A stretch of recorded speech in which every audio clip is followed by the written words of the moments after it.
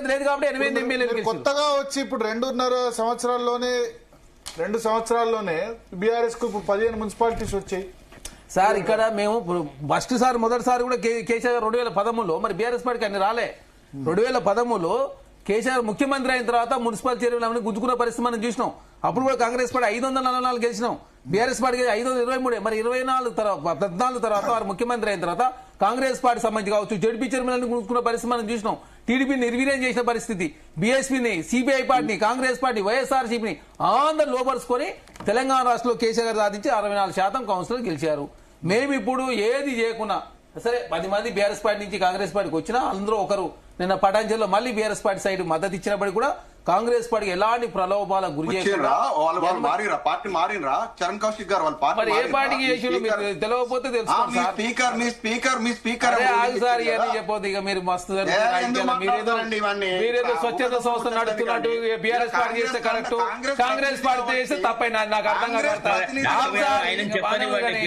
ఆపాలి మీరంతా BRS party ఏంటంటే మీరు శ్రీరంగ నీతులు చెప్పాలి, సార్. మీ పరిస్థితి తెలంగాణ రాష్ట్రంలో అర్థమైంది. 80% ఇప్పుడు మీరు 64% వచ్చిన 24% పరిస్థితి మేము గెలిచిన మీరు ఏం గెలిచారు? తెలంగాణ రాష్ట్ర కాంగ్రెస్ పార్టీ 20% నుంచి 60% పెరిగినాం. అరే ఆగు సార్, దయచేసి ఆపాలి మీరు. ఈ పార్టీ ఫిరాయింపు గురించి మీరు ఎంత తక్కువ మాట్లాడతారు? 55 మంది జాయిన్ చేసుకుని మీరు సిపిఐ పార్టీకి వదిలిపెట్టలే, మీరు టీడీపీ వదిలిపెట్టలే, వైఎస్ఆర్సీపీ, కాంగ్రెస్, ఎంఐఎం, అదేవిధంగా బీఎస్పీ పార్టీ వదిలిపెట్టలే. మీరు మాట్లాడితే నాకు అర్థం కావడతా. మేము కాంగ్రెస్ పార్టీ ఫస్ట్ మా రాజకీయ పార్టీ ఆపాలని. అరే ఆపు సార్, మీరు ఆపండి, తిరుపతి రెడ్డి గారు ఆపాలి సార్, ఆపాలా? అదే మీకు తెలియదు రాజకీయాలు, మీకు తెలియదు, మీరు ఆపాలి. మీకు సమయం మాట్లాడండి సార్. మీరు ఫిరాయింపుల గురించి మీరు మాట్లాడండి దయచేసి. మీరు ఫిరాయింపుల గురించి మాట్లాడితే జీవన్ రెడ్డి కంటే పెద్ద జీవన్ రెడ్డి మీకు జీవన్ రెడ్డి ఏంటి? మరి జీవన్ రెడ్డి నష్టం చేసి ఏం తక్కువ చేసిన చెప్పాలి కాంగ్రెస్ పార్టీ. జీవన్ రెడ్డి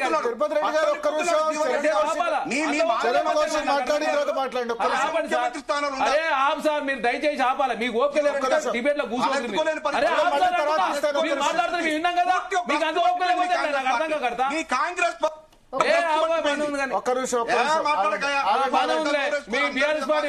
మీరు తెలంగాణ చేసి ఆగం చేసి తెలంగాణ మీరు మాట్లాడుతున్నారు, నాకు అర్థం కాకడతా. మీకుందా నైతికత? మీరు పార్టీ ఫిరాయింపుల గురించి మీరు చెప్పండి. ఓపిక లేకపోతే ఎట్లా నాకు అర్థం కాకడతా. మేము ఇంట్లో ఎంతసేపు కాదండి మేడం, వాళ్ళు ఓపిక ఉండాలి కదా. నేను నిన్న వాళ్ళు ఇద్దరు మాట్లాడితే నేను నిన్న నేను చెప్పేదానికి ఓపిక లేకుండా దయచేసి 2020కి ఈ రోజుకు ఆసమానం వరకు ఉంది. ఆనాడు ప్రతిపక్షాలు బలంగా లేవు. మా కాంగ్రెస్ పార్టీకి ఉంది 6 ఎమ్మెల్యేలు, 1 ఎమ్మెల్సీ, 3 ఎంపీలు మాత్రమే. భారతీయ జనతా పార్టీ 4 ఎంపీలు, 1 ఎమ్మెల్యే మాత్రమే ఉన్నారు. ఆనాడు ప్రతిపక్షాలు నిర్వీర్యం చేసి మీరు అత్యధికంగా కౌన్సిలర్లు కావచ్చు, మున్సిపల్ చైర్మన్ గెలిచి ఈనాడు టీఆర్ఎస్ పార్టీకి 17 మంది ఎమ్మెల్సీలు, 25 మంది ఎమ్మెల్యేలు, 4 రాజ్యసభ, మొన్న 2 సంవత్సరాల కింది వరకు కూడా అన్ని పదవులలో వాళ్ళే ఉన్నారు. పైసలు కూడా వాళ్ళ దగ్గరే ఉన్నాయి. అయినా కాంగ్రెస్ పార్టీ మేము ఇన్ని గెలిచినామంటే ఖచ్చితంగా కాంగ్రెస్ పార్టీగా మేము మంచి స్థానాలు గెలిచినా మేము భావిస్తా ఉన్నాం. అదే కాకుండా ఏకగ్రీవాలు కూడా 80 గెలిచి ఆనాడు ఏకగ్రీవాలు చేసుకుని మేము 12 మాత్రమే. అందులో కాంగ్రెస్ పార్టీ 10, బీఆర్ఎస్ పార్టీ 2. ఆనాడు 77 బీఆర్ఎస్ పార్టీ, 3 ఎంఐఎం పార్టీ తీసుకున్న పరిస్థితి మనం చూసినాం. అదే కాకుండా వాళ్ళు పొత్తులో 2018 ఎలక్షన్లో పొత్తుల్లో పోయి ఎంఐఎం పార్టీ తోటి ఇప్పుడు మేము పొత్తులో కూడా పోలే. అదే కాకుండా మున్సిపల్ ఎలక్షన్ కూడా 2 ఎంఐఎం పార్టీ, బీఆర్ఎస్ పార్టీ కలిసి పోటీ చేశారు. తర్వాత 99 కూడా 2019 ఆ ప్రాంతాల్లో 99, 2015లో ఎంఐఎం జిహెచ్ఎంసీలో 99 గెలిచి తర్వాత 52 పరిస్థితి కూడా మనం చూసినాం. కాబట్టి కాంగ్రెస్ పార్టీగా మేము 2 సంవత్సరాల కాలంలో ఇంత పెద్ద ఎత్తున మున్సిపల్లో గెలవడం కాంగ్రెస్ పార్టీగా మేము విజయంగా భావిస్తాం. బీఆర్ఎస్ పార్టీ సీటు తగ్గితే మేము మాయి పెరిగింది అంటారు. సర్పంచ్ ఎలక్షన్ మీ సీట్లు తగ్గినాయి కానీ 80% నుంచి మరి 24% అయ్యారు. మా సీట్లు పెరిగినాయని చెప్పి మీరు ప్రచారం చేసుకుని మాకు వచ్చిన అభ్యంతరం వెళ్ళలేదు. చాలా డెమోక్రటిక్ వెళ్ళే తెలంగాణ రాష్ట్ర ఎలక్షన్ జరిగినాయి. గతంలో బీఆర్ఎస్ పార్టీ ఎంత పెద్ద ఎత్తున అదేవిధంగా ఎక్కడ చాలా మున్సిపల్ మెజార్టీ రానప్పుడు కూడా నేరడియర్ల లాంటి మున్సిపల్ ఏం చేశారు అందరు చూసారు. తుక్కుగూడలు ఏం చేశారు అందరు చూసారు. బాలాపూర్ కావచ్చు, బడంపేట కావచ్చు, తర్వాత చాలా శివారు చుట్టుపక్కల మున్సిపాలిటీ కూడా ఏ విధంగా అధికార తరఫున ఉపయోగించారు తెలంగాణ సమాజం చూసి చాలా డెమోక్రటిక్ తెలంగాణ రాష్ట్ర ఎలక్షన్ జరిగాయి. అదే కాకుండా కాంగ్రెస్ పార్టీగా అత్యధికంగా సర్పంచ్ స్థానాలు కావచ్చు, మున్సిపల్ కౌన్సిలర్ కావచ్చు, కార్పొరేటర్ కావచ్చు, మేయర్గా గెలుస్తా ఉన్నాం. అదే కాకుండా 7 కార్పొరేషన్లు ఉంటే దాదాపు 4 అయితే కాంగ్రెస్ పార్టీ అత్యధికంగా గెలిచిరు. అక్కడ మేయర్లు రాబోతా ఉన్నాయి. ఒక దానిలో మాత్రం కొత్తగూడెం సంబంధించి కావచ్చు, నిజామాబాద్ సంబంధించి కావచ్చు, కరీంనగర్ సంబంధించి కావచ్చు పూర్తి స్థాయిలో ఎవరికి కూడా మెజార్టీ రాలేదు. సరే భారతీయ జనతా పార్టీ కరీంనగర్లో వచ్చింది, నిజామాబాద్ లో కూడా పెద్ద పార్టీగా అదే నిజామాబాద్ లో భారతీయ జనతా పార్టీ అవతరించింది. అదే కాకుండా ఇంకా బీఆర్ఎస్ పార్టీ సంబంధించి 4 మున్సిపాలిటీలు అసలు ఒక్క స్థానం కూడా వాళ్ళు గెలవలే. కోస్గి కావచ్చు, మక్తల్, ధర్మపురి, బైంసా. అదే కాకుండా 13 మున్సిపాలిటీలో ఒక్క స్థానం మాత్రమే బీఆర్ఎస్ పార్టీకి వచ్చిన పరిస్థితి మనం చూసినాం. కాబట్టి ఈసారి ఎలక్షన్లు వేరు. అదే కాక తెలంగాణ రాష్ట్రంలో జనసేన నుంచి 2 గెలిచారు. ఒకరు నేరేడ్జర్ల మున్సిపాల్ నుంచి, ఇంకొకరు మంచిర్యాల నుంచి. అదే కాకుండా టీడీపీ మంత్రంలో మన మధ్యలో ఒక స్థానం గెలిచిన పరిస్థితి. భారతీయ జనతా పార్టీ ఎప్పుడు లేని అసరాపేటలో భారతీయ జనతా పార్టీ ఖమ్మం జిల్లాలో ఈసారి సీటు ఓపెన్ అయింది. సార్ డెమోక్రటిక్ వేలో ఎవరైనా గెలుస్తారు, ఓడుతారు, కరెక్టే. కానీ అరే కాంగ్రెస్ పార్టీ అయిపోయింది అని చెప్పి బీఆర్ఎస్ పార్టీ ప్రచారం చేస్తే మీ సీటు తగ్గితే మీ తగ్గినందుకు దగ్గర మీరు పునఃసమీక్ష చేసుకోకుండా కాంగ్రెస్ పార్టీ అయిపోయిందంటే తెలంగాణ రాష్ట్ర కాంగ్రెస్ పార్టీ గెలిచింది. ఒక్క ఓటుతో గెలిచినా కూడా గెలిపే కదా. దాని గెలుపు కాదు. అసలు కాంగ్రెస్ పార్టీ పని అయిపోయింది. 2 సంవత్సరాలు ఏమన్నా ఏం చేశారు? 2 సంవత్సరాలు ఏం చేసినామో మేము చెప్తాను సిద్ధంగా ఉన్నాం. రండి అసెంబ్లీ కంటే అసెంబ్లీ రాకుండా పారిపోతుంది మీరు. అనవసరంగా తెలంగాణ రాష్ట్రంలో కాంగ్రెస్ పార్టీగా ప్రజలకు మేమేవైతే 17,000 కోట్ల రూపాయలు మున్సిపల్ డెవలప్మెంట్ చేసినాం, భవిష్యత్తులో ఏం చేయబోతున్నాం చాలా స్పష్టంగా చెప్పినాం. అదే కాక హైదరాబాద్ మహానగరానికి సంబంధించి 20,000 కోట్ల రూపాయలు ఖర్చు పెట్టినాం. నెక్స్ట్ 3 సంవత్సరాల్లో ఖచ్చితంగా ఇంకా 60,000 కోట్ల రూపాయలు ఖర్చు పెట్టబోతాం. ప్రపంచ నగరాలతో హైదరాబాద్ పోటీ విధంగా తీసుకుపోతున్నాం. చాలా స్పష్టంగా ప్రజలకు మేము ఏం చేసినా చెప్పినాం. మీరు 9 సంవత్సరాలు ఏం చేసినా మీరు చెప్పలేదు. భారతీయ జనతా 12 సంవత్సరాలు వాళ్ళు ఏం చేసినా వాళ్ళు చెప్పకుండా నరేంద్ర మోడీ గారి ముఖం చూసి ఓటేనని చెప్పి వారు చెప్పారు. 2 సంవత్సరాలు మీరు ఏం చేశారో చూసి ఓట్లు వేశారంటారు. ఎస్ మేడం, మేము 17,000 కోట్ల రూపాయలు కార్పొరేషన్ల సంబంధించి ఏం చేసినా చాలా స్పష్టంగా చెప్పి నల్గొండ మున్సిపాలిటీకి 222 కోట్ల రూపాయలు. నిజామాబాద్ సంబంధించి కూడా ప్రతి డివిజన్ లో ఇప్పటి వర్కులు జరుగుతా ఉన్నాయి. ఆనాడు సెంట్రల్ లైటింగ్ చెట్లు తప్ప కాలనీలు పడుచుకున్న పాపాన బీఆర్ఎస్ పార్టీ పోలేదు. కాబట్టి బీఆర్ఎస్ పార్టీ పని అయిపోయింది. ఇప్పుడు చూసింది హైదరాబాద్ ప్రజలు మంచి ఆదరించి బీఆర్ఎస్ పార్టీ అత్యధికంగా ఎమ్మెల్యే స్థానం గెలిపించి. ఎందుకు మరి బై ఎలక్షన్ ఓడిపోయిందంటే వాళ్ళు మసిబూజి మారేడుకాయ చేసి తెలంగాణ రాష్ట్రంలో ప్రజలు ఓట్లు వేయించుకున్నారు తప్ప తెలంగాణ డెవలప్మెంట్ పట్టించుకోలేదు. కాబట్టి తెలంగాణ అంధకారమైంది. అరే 70,000 కోట్ల అప్పు తెలంగాణ 7 లక్షల కోట్లు అయింది. ఎట్లా అంటే దానికి మేము డెవలప్మెంట్ చేసినామని చెప్పి మాట్లాడుతాం. ఈ రోజు ఈ పరిస్థితి జీతాలు లేని పరిస్థితి దిగజారిందండి. మరి ఎందుకు ఏం చేసారు మీరు 9 సంవత్సరాల కాలంటే దాని సమాధానం చెప్పకుండా కాంగ్రెస్ పార్టీ నిందలేసే ప్రయత్నం చేస్తే ఇట్లా. ప్రజలు అవన్నీ అడగరు కదా. మీరు గవర్నమెంట్ లో ఉన్నందుకు మిమ్మల్ని అడుగుతారు జీతాలు ఇవ్వట్లేదని. బీఆర్ఎస్ ఇవ్వకుండా వెళ్ళిపోయిందని వాళ్ళని అన్నారు కదా.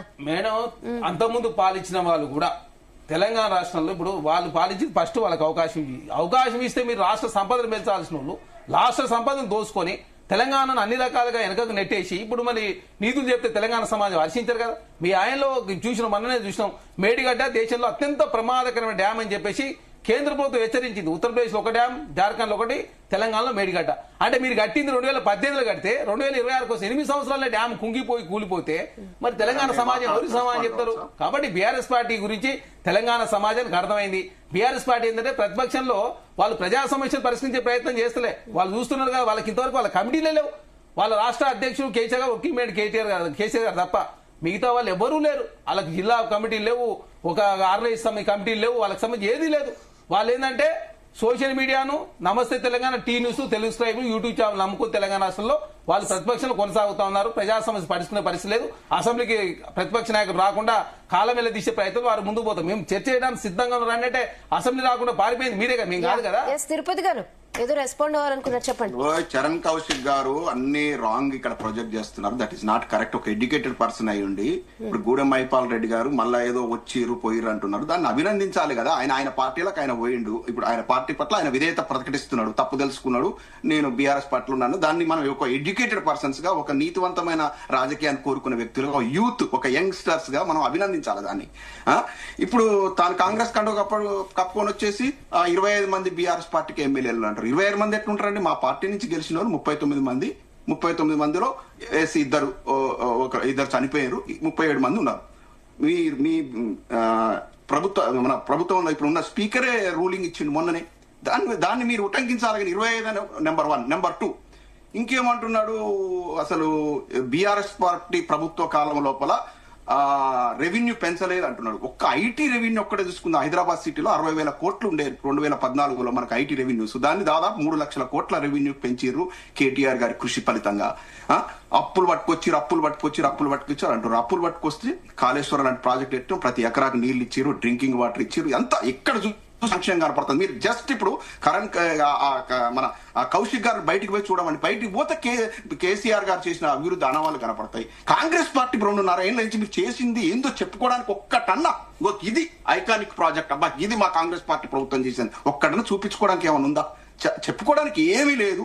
ప్రభుత్వం నుంచి ప్రజల నుంచి విపరీతమైన వ్యతిరేకత వస్తానికి నిదర్శనమే ఈ మున్సిపల్ మొన్న గ్రామ పంచాయతీ రిజల్ట్స్.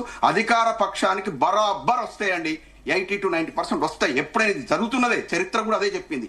ఇవాళ మీ పర్ఫార్మెన్స్ బాగలేదు కాబట్టి 60% పడిపోయారు. బై ఎలక్షన్ గురించి అని చెప్తారా? బై ఎలక్షన్ ఒకటే ఎగ్జాంపుల్ తీసుకుందాం. పాలేరు ఉప ఎన్నిక వచ్చింది. పాలేరు ఉప ఎన్నిక లోపల గత బీఆర్ఎస్ ప్రభుత్వం అధికారం ఉన్నప్పుడు ఎవరు గెలిచిరండి? బీఆర్ఎస్ పార్టీ గెలిచింది. తర్వాత జనరల్ ఎలక్షన్ అధికార పక్షానికి హుజూర్ నగర్ చూడలేదా? మనం ఎన్ని చూడలేదు? నాగార్జున సాగర్ చూడలేదా? ఎన్ని చూడలేదండి? అన్ని బై ఎలక్షన్లలో జనరల్ గా అధికార పక్షానికి వస్తాయి. ఎందుకంటే ప్రతి వార్డు కూడా ఓ ఎమ్మెల్యే నుంచి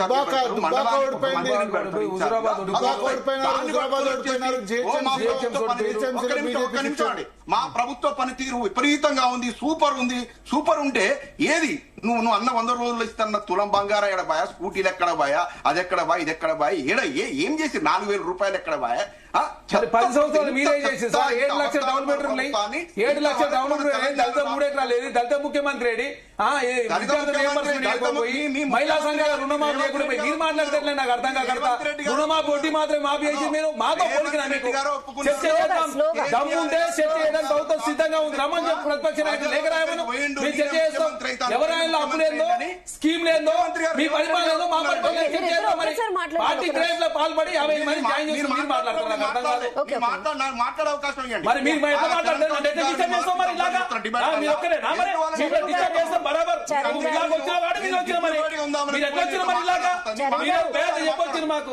నేను మాట్లాడుతున్నప్పుడు నువ్వు మాట్లాడతావు. ఎట్లా వచ్చినావు మరి అంటున్నా? అంత సోయినోడు ఎట్లా వచ్చినా మరి ఇలాగ ఎట్లా వచ్చినా సోయినోడు ఆ సోయి ఎడిపోయింది మరి. మీరు ఇద్దరు ఒకరికొకరు మీరు అది చేయలేదు, ఇది చేయలేదు, ఇది కాదండి. వాళ్ళు చేయలేదని వాళ్ళు ఇప్పుడు లేరు, వాళ్ళు చేయలేదని ఇప్పుడు లేరు. మేము కూడా అరవాలి మరొకటి ఇలాగ నాకు డిస్టర్బ్ చేసింది కాబట్టి నేను డిస్టర్బ్ చేస్తున్నా. కన్స్ట్రక్టివ్ గా ఉండండి, డిబేట్ అరుచుకోవద్దు దయచేసి. తిరుపతి గారు ప్లీజ్ నార్మల్ గా ఆన్సర్ చేయండి. వాళ్ళు చేయలేదని మీరు చెప్తారు, వీళ్ళు చేయలేదని మీరు, ఇది కాదు కదా డిబేట్ లో. నేను ఇదే చెప్తున్నా, న్యూస్ ఉండాలి. మీరు మాట్లాడు వ్యూవర్స్ కి చెప్పండి. మా పర్ఫార్మెన్స్ పెరిగిందంటే ఓకే ఓకే, మీ రిజల్ట్స్ తో మీరు సాటిస్ఫై అంతే కదా? మీ రిజల్ట్స్ తో మీరు సాటిస్ఫై? ఒక నిమిషం కంక్లూడ్ చేస్తా. మొన్న పార్లమెంట్ ఎలక్షన్ లో మమ్మల్ని 0-0-0 అని ఎద్దేవా చేశారు కదా వీళ్ళు కాంగ్రెస్ పార్టీ వాళ్ళు. మొన్న మాకు వచ్చిన మాట వాస్తవం, ఎందుకంటే 2 నేషనల్ పార్టీల ఫైట్ గా దాన్ని చూసిర్రు. అప్పుడే మేము ఓడిపోయి ఉన్నాం. మా క్యాడర్ నిరుత్సాహంగా ఉండే మాకు 0 సీట్స్ వచ్చినాయి. మా ఓట్ షేర్ కూడా 16% పడిపోయింది పార్లమెంట్ ఎలక్షన్ లో. ఇవాళ మా ఓట్ షేర్ 30% దాటింది. That is the indication. TRS party performance బ్రహ్మాండంగా ఉందంటే దట్ ఈస్ పార్లమెంట్ ఎలక్షన్ కి ఇప్పటికి మాకు 16% ఓటు పర్సెంట్ పెరిగింది. That is the indication, clear indication. ఇంకేం చెప్తాం దానికంటే? బీఆర్ఎస్ బ్రహ్మాండంగా సాధించింది, మీరు బ్రహ్మాండంగా సాధించారు. ఓకే, ఇప్పుడు శరత్ గారితో మాట్లాడదాం. సార్ మీరేం చెప్తారు?